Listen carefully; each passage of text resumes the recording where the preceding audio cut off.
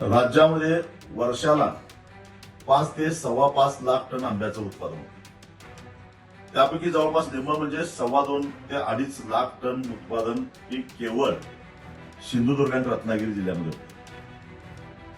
जवळपास 1 लाख हेक्टर आंब्याच्या बागा बाधित झालेल्या आहेत आणि त्यात सगळ्यात जास्त बाधित झालेला पीक म्हणजे हापूस, ज्यानं जगाच्या बाजारपेठेवर राज्य केलं.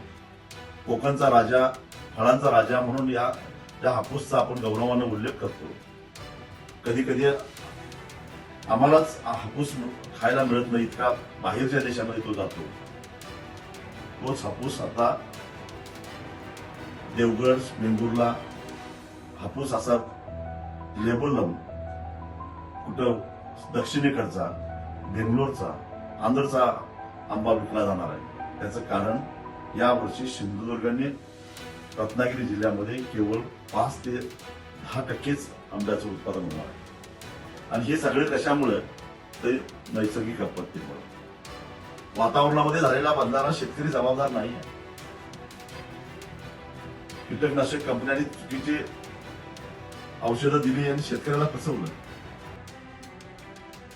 वातावरणामध्ये बदल झाला, शेतकरी खर्च करून कंगाल झाला आणि आज तो आंब्याला मोताद झाला.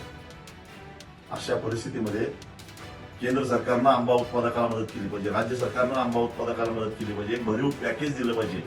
हेक्टरी 5 लाख रुपये आंब्याला, जी आंब्याची स्थिती आहे तीच काजूची स्थिती आहे, आणि हेक्टरी 3 लाख रुपये काजूला मदत दिली पाहिजे. या मागणीसाठी उद्या म्हणजेच 12 मार्चला ओरस या सिंधुदुर्ग जिल्ह्याच्या जिल्हाधिकारी कार्यालयावर प्रचंड मोठा आंबा बागायतदारांचा मोर्चा काढायचं ठरवलेला आहे.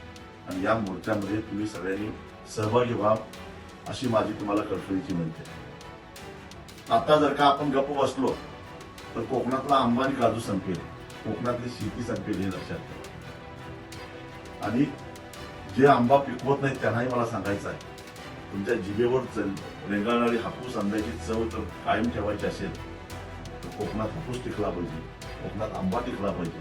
त्यासाठी ग्राहक म्हणून सुद्धा आपण, एक कोकणाची अस्मिता म्हणून तरी आपण त्या मोर्चामध्ये आंबा पिकवत नसलो, आंबाची कलमं नसते तरी आपल्याला गेलं पाहिजे.